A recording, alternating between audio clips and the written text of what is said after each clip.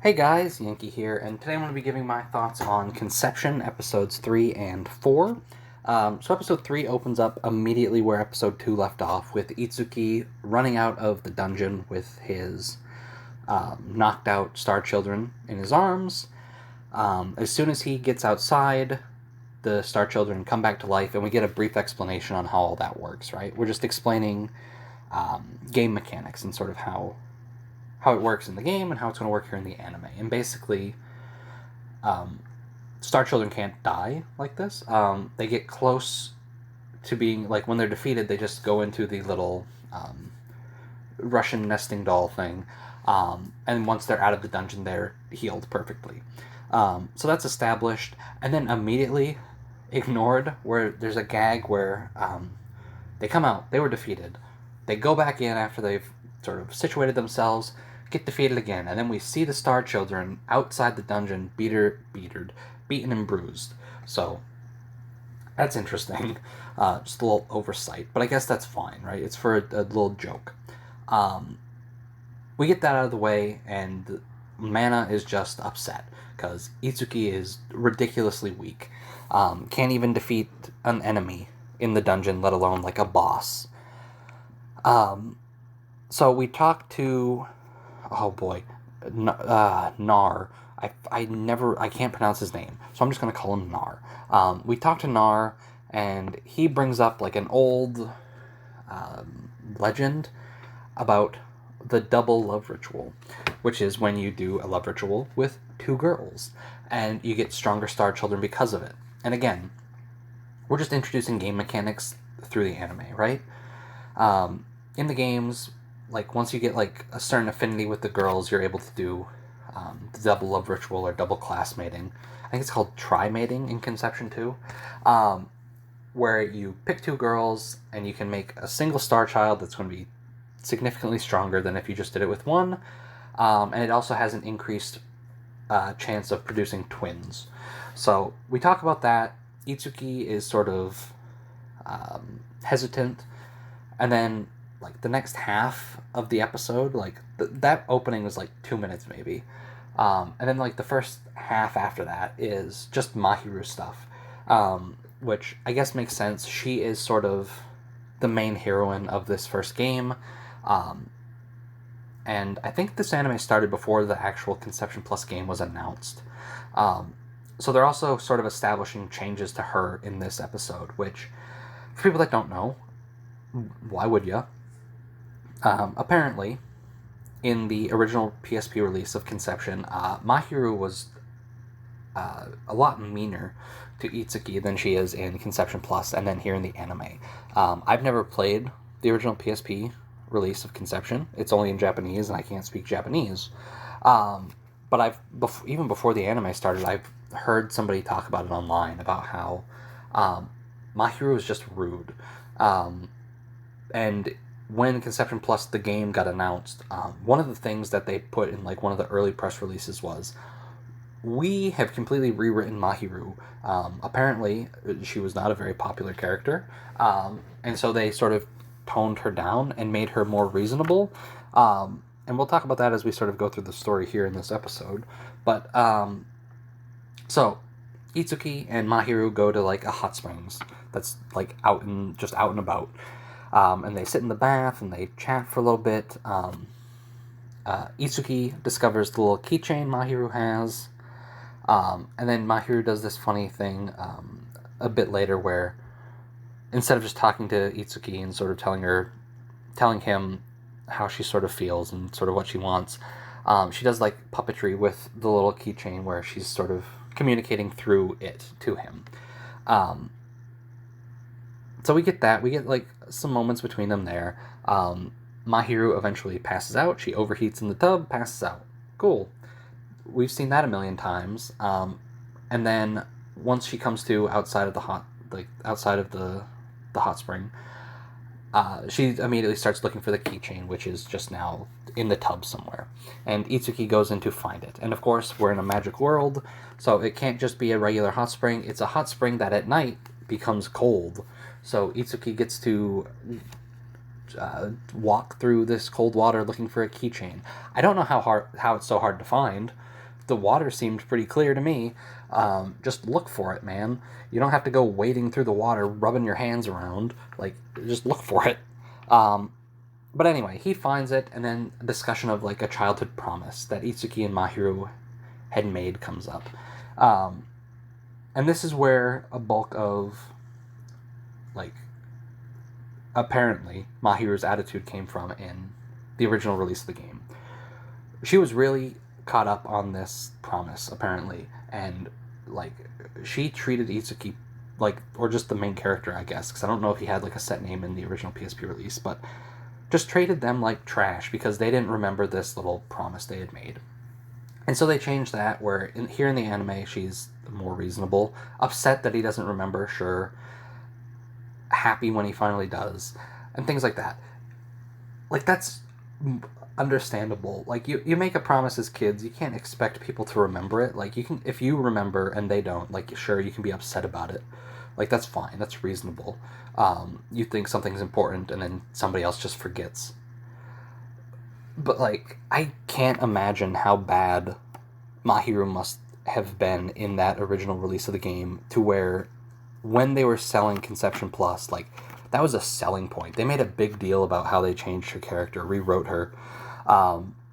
So anyway, we got some Mahiru and Itsuki moments, and then it is now time to speed through 2 characters real quick so we can get some classmating done. We need more Star Children. So Itsuki goes to see Rione, the doctor. They talk about the double love ritual, and she volunteers to take part. She's a doctor. It could have some sort of effect on Itsuki, so she wants to be there. Cool, we've got one. Now we just gotta find a second. And Itsuki stumbles across the bar where Farun? I don't know how to pronounce it. I'm sorry. But Farun is dancing at the bar and serving drinks. And we get like a brief glimpse of sort of the stories of each of them here. But like they get sped through really quick. Like when Itsuki is talking to Rione, she offers him an apple and he asks for it, like, to be prepared this way, and she's like, oh, that's just like my dead brother. And we get like a 1-minute explanation about how Itsuki reminds her of her brother that died a long time ago. Cool. I don't remember much about Rione in the actual game, but like I remember that's like sort of what her story is about her, you know, having a dead brother, and Itsuki sort of reminding her of him. And then Farun's she's a traveling dancer who happened to be passing through, Gravania? I forget the name of the city. And then she was just sort of became a star maiden and is now stuck here and doesn't want to be here, but has to until like the dungeon is cleared. So that's her story. Again, we're just gonna speed past that. Rione and Farun definitely get the short end of the stick here. And then Mana's book that she gave to Itsuki, I think last episode, comes into play, where he's using techniques from it to sort of get Farun to agree to do a love ritual. And then we get the love ritual, and it's Rione and Farun and twins. We get twins, which, again, isn't a surprise. They're doing a star child for each girl, so having twins come out of this makes sense. And also, in the actual game, the chance of twins from a double love ritual is higher. Cool. And then we get sped through some fights. We don't even see fights. We hear discussion of how Itsuki, and now he's got a full party of star children, rushes into the dungeon to take on impurities. And he does really well. And he gets to, what do I have here? Gets to an impurity lord and fights him and defeats him. And that's sort of all off screen, and we're just sort of told it. We get a still image of what the impurity lord, the boss of this part of the dungeon, looks like. But that's basically it. It's sped through. We're not really getting fights and stuff in this show, at least from what I remember. It is very much okay, they are trying to sell you the girls really quick by introducing their stories and stuff like that really fast, and that's sort of the hook, the dating element of this. So yeah, they defeat an impurity lord, and then that's basically the episode. There, again, like, I'm not going to harp on all the bad animation in this show, because it doesn't have a lot of animation. Like, the Farin's little dance had some of the best animation in this episode, and it was only like 2 seconds. There's a part where, at the end of the dungeon, they defeat the boss, and there's like a big screw-looking thing. Like, you can see the, oh, I forget what it's called. The actual screw bit on a screw, right? The part that's like twists down, and that's the part that screws in. Like, it looks like a screw, but when it goes down, like, into the platform it's on, it doesn't twist. It just slides down, because animating it twisting would be too difficult. So there's that. Animation, still rough. Mana's mouth doesn't move ever in this show. But that's episode 3. A lot actually happened in there for, like, again, like a 20-minute episode. Episode 4 has no opening. They had to skip that to sort of fit everything in, but it doesn't feel like as much is going on, because it really is focused mainly on one character, with another character being sort of in the background and being set up to have their story done, I guess, next episode. So episode 4 opens with basically Mana just going through a bunch of like eroge scenarios, where it's like, okay, here's a guy with a housewife who's lonely, here's a guy with an office lady, here's a guy with a... and it's just going through all these scenarios. And it's just a silly opening, especially when every female in it, and like Itsuki brings this up, every female in every scenario is just Mana, and like every dude in every scenario is just Itsuki. And it's just a little fun opening. And then we go to Eri, who is a nun at the church, who takes care of some of the kids that are at the church, and like helps them with homework and stuff. Cool. And that's basically all we get of her for most of this episode. She pops up here and there. Like, you'd think with her being introduced first in this episode, she would be sort of the priority. But no, she takes a back seat. But I do like how she's used in the episode. The actual star of this episode is Yuzuha, who is the blue-haired girl. Represented, what is it, Pisces is her constellation. Itsuki bumps into her at lunch when he's buying bread. And then he sort of sees her at the back of a crowd. She's meek, isn't trying to get in to get lunch, and then just sort of leaves. And eventually he goes to her house, gives her some food that he bought at lunch, and they start sort of interacting. And we learn a lot about her. We learn that she's a painter. She likes to paint things specifically from her dreams. That's her job. She is a painter. She also has a coffin that she named Katrine. And, like, again, we get, like, a good little dialogue between Itsuki and Yuzuha in her home, and then eventually he gets her outside, because she hasn't been dreaming lately, so she hasn't been able to paint. She doesn't like leaving her house, so Itsuki is going to drag her outside to show her some things that maybe can spark some creativity and get her to paint. She brings her coffin along, and there is a misunderstanding where some random people are disgusted by Mana, because of course they are, and Yuzuha believes that they're sort of put off by her, and so she sort of isolates herself back in her home. And this is when Itsuki goes back to the church and has a little dialogue with Eri again, where Eri sort of informs Itsuki about Yuzuha and what's going on with her, and how she has something called sleep sickness, which is basically when she sleeps, she's just dying. Like, her life is like being chipped away as she sleeps. And we learn sort of like why she has this coffin and why she sort of sleeps in it, and how Eri thinks it's sort of like a way for her to, I forget how it was worded exactly, but like a way for her to cause people less trouble. So like, sleep sickness, people are just going to die in their sleep, right? They're going to go to sleep one day and just not wake up. And so Yuzuha sleeps in her coffin, and Eri thinks that this is a way for her to sort of not cause people problems by just sort of dying in a coffin already, right?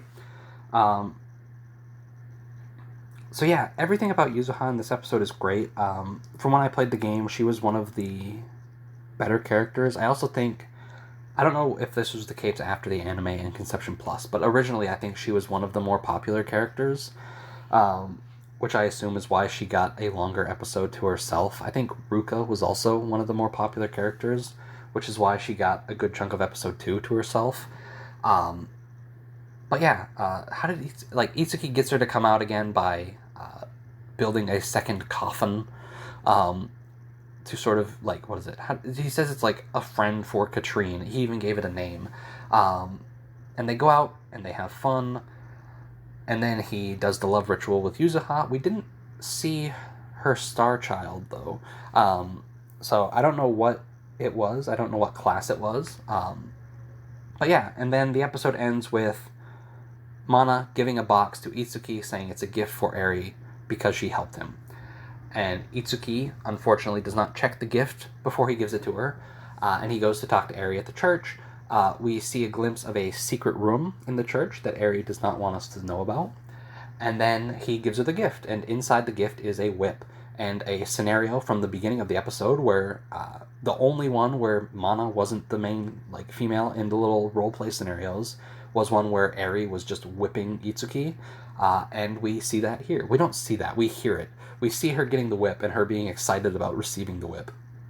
And then we hear sounds of her being whipped while Mahiru is tying Mana up in a tree.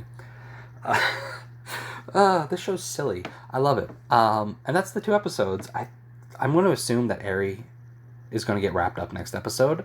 And I'm excited for that. I like how this show's a mess, and they're trying to do a lot in 12 episodes. Again, this is like a 40-hour RPG, but at times they do, things are done well. I think setting Eri up in this episode was really well. I think everything with Yuzuha was done really well. Yeah, it was a bit rushed, because it has to be. They have to get through 12 plus female characters in 12 episodes, so some of them are going to get the short end of the stick. Yuzuha definitely wasn't one of them, but it was definitely abridged. But it was well done, and I like Yuzuha a lot. Yeah, good episodes. I'm having fun watching through this show again, despite its quality issues. We got more moments of them also telling us to just go check the website for more information about things that are introduced, which is always funny. But yeah, 2 good episodes. I'm looking forward to episodes, 5 and 6? So yeah, thanks for watching, and I'll see you guys next time.